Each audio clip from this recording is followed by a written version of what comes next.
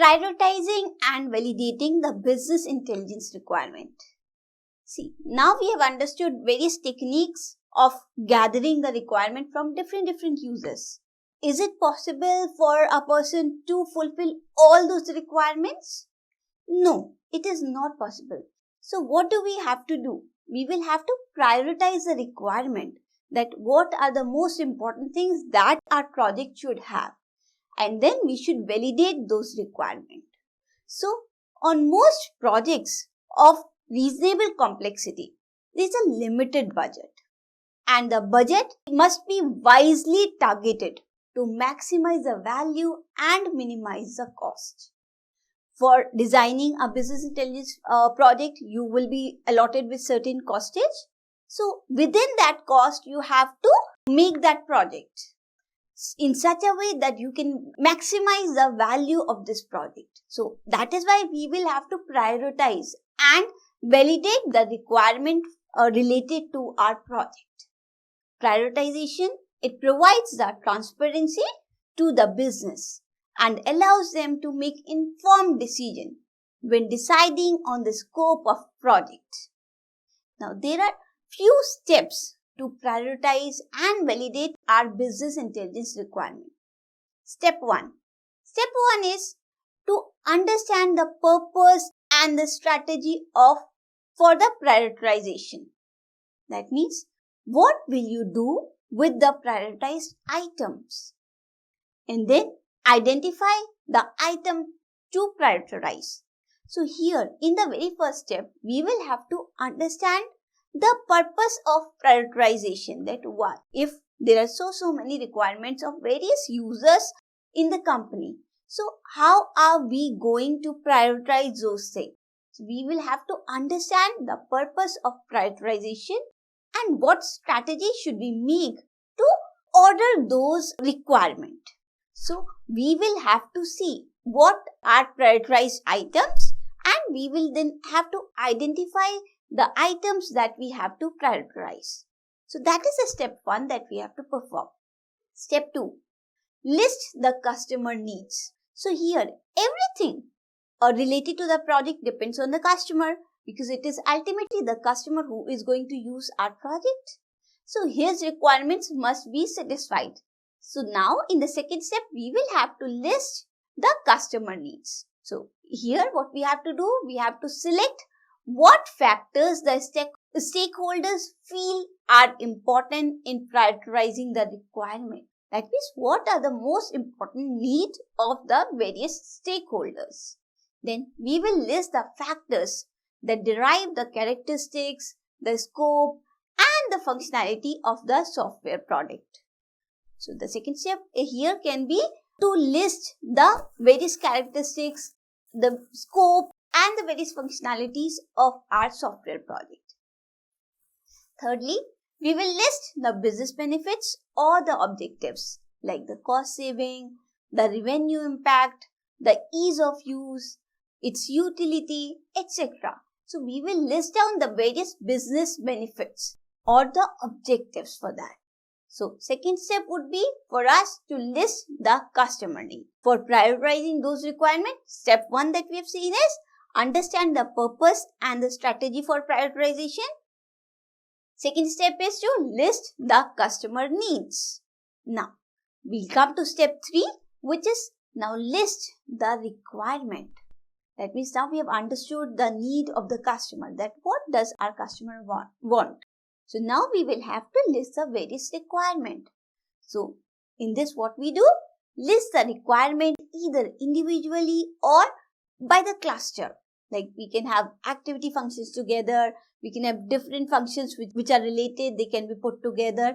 So now we will have to list our requirements. Our requirements, they can be listed either individually, that this are required, or they can be according to their characteristic grouped in the cluster. Then once the requirements are listed, next would be to place as a column. We will place them all as a column, that what all requirements do we have. We will use the labels and numbers if cross-reference is helpful. So here we need to number them. We need to label them. so that we can understand or we can cross-refer all these requirements. So that is going to be our third step, list the requirement. Talking about the fourth step, which is facilitate the rating of the need or the requirement interrelationship. So here, potential laborious tasks, they must be well facilitated.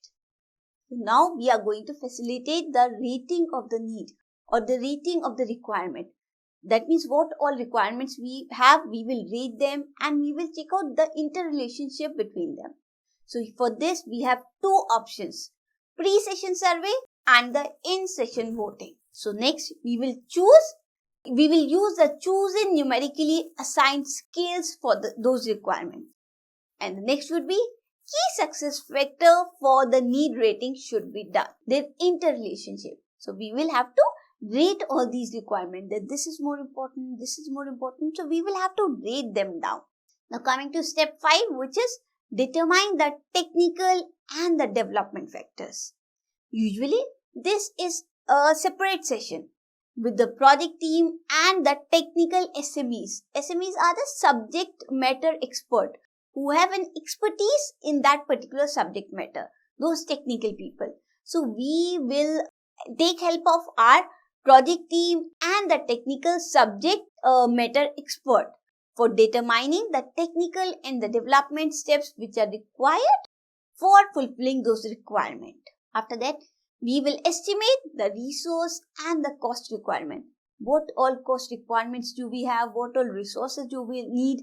We will have to jot down the full estimate of those things. Then next, typical factors. They are the level of effort for the resource requirement, technical difficulty and the cost. So we will have to even write down all these typical factors that are involved when we try to fulfill those requirements. So that is going to be done in step 5, which is determining the technical and the development factors. Now coming to step 6, which is determine the priority rating. So for determining the priority rating, what we need to do? Facilitate the priority rating for each column, or we can say each requirement.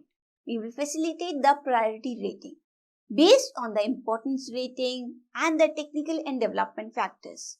See, if we are thinking of making a business intelligence project, so it is not always possible that whatever requirements our stakeholders have, they all can be fulfilled within the technical environment provided, or they all can be fulfilled within the various development factors which are provided.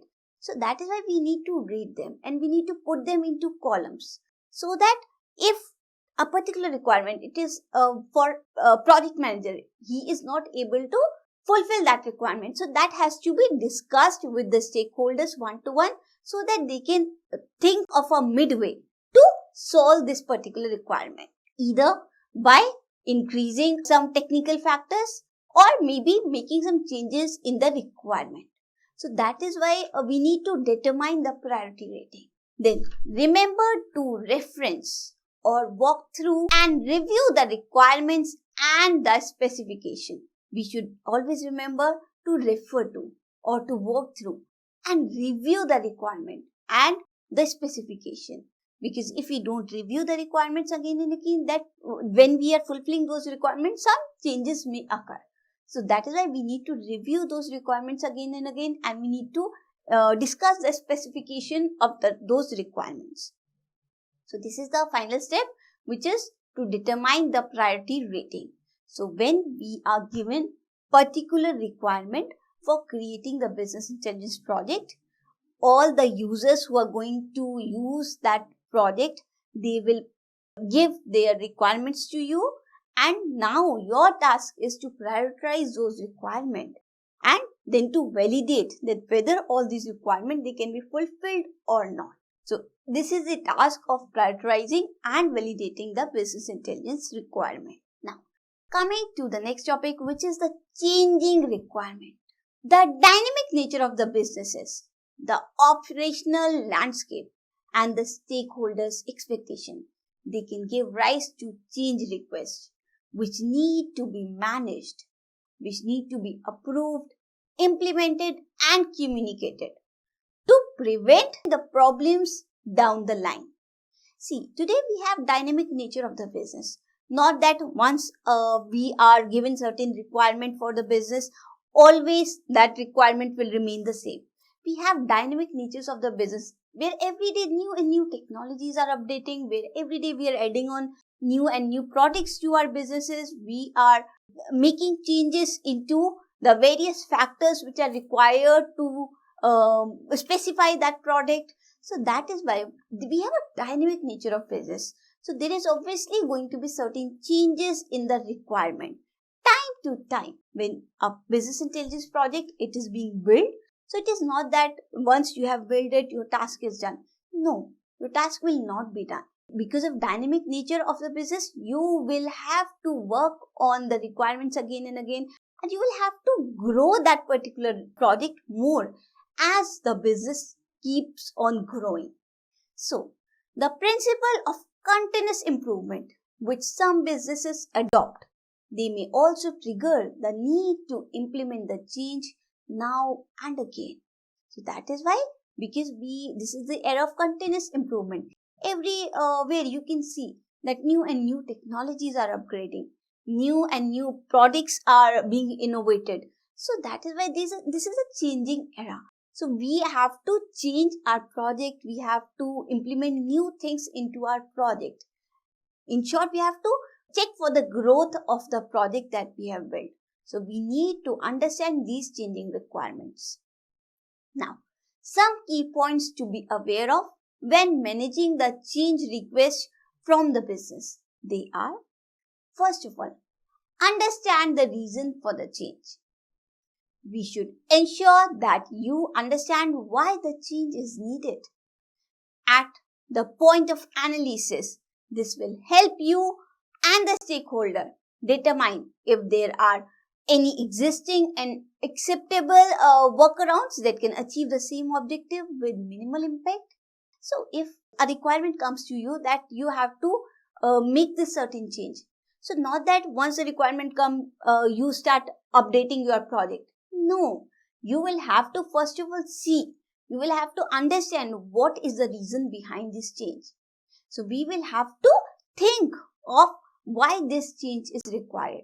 Then we will have to work around within the project that if this change has come, can this similar objective be reached without making some major changes? And this can be done with minimal impact, in minimal time and minimal cost. Can this be done? So we have to understand first the reason for the change. Whenever a changing requirement comes for the project, you have to understand the reason for the change.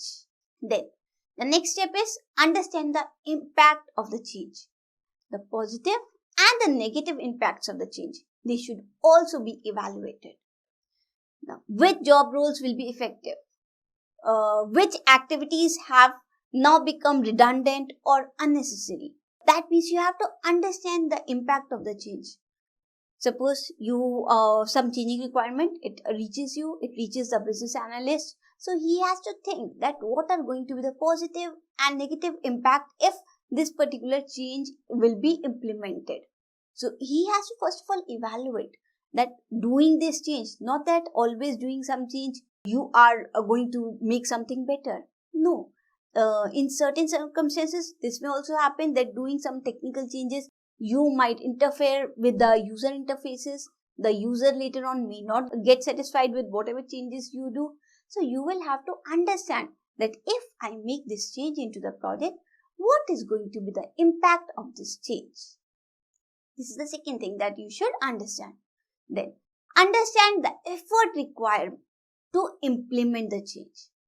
In order to make the decisions about whether or not to implement a certain change, it is important to evaluate if the resources like we have the resources time, staff, money, etc.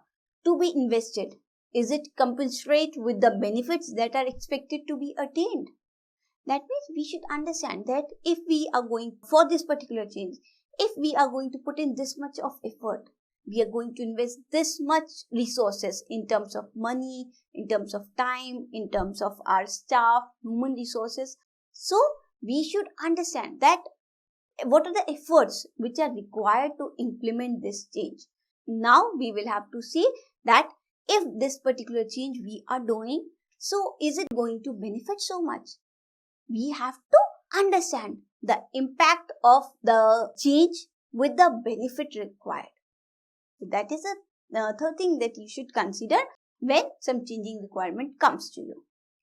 Ensure that the change request, it follows the predetermined approved process. Change requests relating to the existing system or the project, they should not be implemented at will, but pass through a change control board or steering committee so that they can be adequately prioritized. So we should understand that the change request, it should follow a predetermined approval process. A whole set of approval should come to you when you are going to implement the change.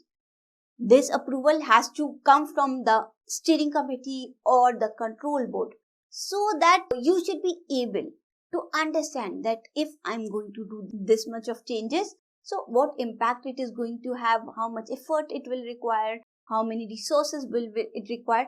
A whole meeting, a whole approval you have to take from that committee so that you can make some changes into the project.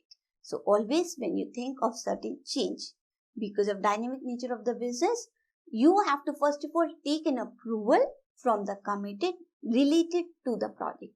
So that is why whenever the changing requirement comes, you have to follow these certain steps before actually implementing that change. Now, due to the fact that businesses, they are often faced with multiple requests to implement the changes simultaneously, it is certainly important to identify which projects need to be worked on, while taking into consideration the available resources and the expected benefits to be received from implementing such a change. So whenever you get to have certain requirement regarding the change, you will have to see that if we implement this change, is it going to be so much beneficial? Do we require to make so much effort into making those changes? Is it required to spend so many resources in terms of money, in terms of time, in terms of people? Is it necessary even to implement such a change? So businesses today, they are often faced with multiple requests to implement the changes. But you will have to first of all identify the factors. You have to read down these factors, that are they worth enough to be invested to make such a change.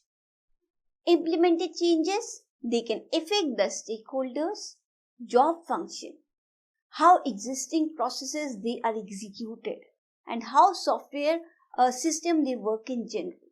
Because whenever you think of implementing certain change, it is going to be affecting the stakeholders' job function, that how the stakeholders they are using your particular application, how are they using your business intelligence product, how the existing processes they are being executed. So it is going to be impacted if certain change you will make, how the software system they work in general, and when you make certain changes, what impact it is going to have on the normal working of this particular software. Since when you think of implementing such a project into the organization, not that you have created the project and you have implemented it, your work is done. No, you do the proper training session for various people of the organization to train them that how are they going to use this software. Now, when you think of making certain changes, is it required again to train the people so that they do not get confused with the changes done? So we have to think of various factors whenever we think about making some changes as per the requirement into the project. The business analyst, he has a key role to play in the change management. Our business analyst, especially when it comes to identifying and minimizing the domino effect that can occur when changes made to the requirement that is dependent on the other requirement. whenever certain changes come to you, they are going to affect other requirements also. So business analyst has a whole responsibility of understanding that if certain changes are made, then are they going to affect some other requirements also. So the insight of the business analyst, it should be applied to validate the impact of change requests across the business. So making certain changes as per the requirement, it is not a simple task. We have to understand, we have to measure different things to see that should we implement this change and is it going to be so much beneficial. So this is another area of our business intelligence project, to make some changes time to time as a requirement arrives.